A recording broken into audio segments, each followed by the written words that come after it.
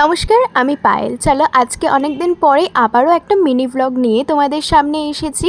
তো এই যে ব্রাউনিটা এখন আমি রেডি করছি না, এটা একটা ব্রাউনি পাগলির জন্য। এবং আগের দিনকে রাত থেকে কতবার যে আমাকে মেসেজ করেছে যে আজকে রাতে হয়তো আমার ঘুম হবে না, তুমি সকাল সকাল উঠেই আমারটা বানিও, আমারটা কিন্তু সবার আগে পাঠাবে। ও রেড ভেলভেট ব্রাউনি খেতে এত পছন্দ করে। আর রেড ভেলভেট ব্রাউনিটা না আমার কাছে একটু আর্ট মনে হয়। আমি প্রত্যেক দিন নতুন নতুন এক্সপেরিমেন্ট করি, কি করলে আরেকটু চেঞ্জেস আসছে না আসছে। আমার বেশ ভালো লাগে এক্সপেরিমেন্ট করলে, তাতে অনেক সময় ভুলও হয়। আর ভুল করলে ভুল থেকে শিখতেও পারি নতুন জিনিস, যে কি করতে হবে আর কি করতে হবে না। তো ওর ব্রাউনিটা যথারীতি আমি সববার আগে করে ওকে পাঠিয়ে দিয়েছি। এখন কিন্তু Shyamnagar to Sodepur home delivery available হয়ে গেছে, যেটার জন্য সকলে আমাকে বলছিলে পায়েল হোম ডেলিভারি স্টার্ট করো। তো তোমাদের জন্য এতটা রেঞ্জ অবধি আপাতত স্টার্ট করেছি।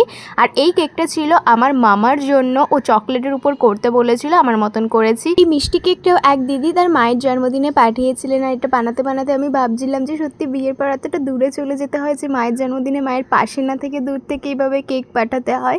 এখন একে একে সব কাজগুলো করে নিচ্ছি, যেগুলো রাখির অফারের ছিল। একটু টেনশন করছিলাম বটে, কিভাবে কি হবে, সময়ের মধ্যে সব কিছু করতে পারবো কি না।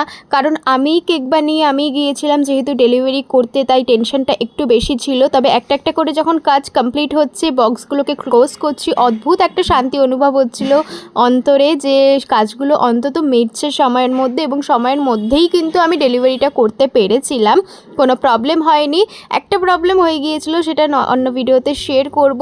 তারপরে কিছু চকলেট বক্সও মেকিং করলাম। এবার রাখিতে আমি একদমই চকলেট বক্স বেশি বানানোর সুযোগ পাইনি। বানিয়ে যে তোমাদের সাথে শেয়ার করব বা তোমাদেরকে দেখাবো ডেমো, কিচ্ছু করতে পারিনি। খুব লিমিটেড চকলেট বক্স এবার বানিয়েছি। আর কালকে সকাল সকাল যেহেতু রেড ভেলভেট ব্রাউনিটা যেত, তাই সেটাও আজকে বানিয়ে রাখলাম। সবাই ভালো থেকো, দেখা হচ্ছে অন্য ব্লগে। টাটা।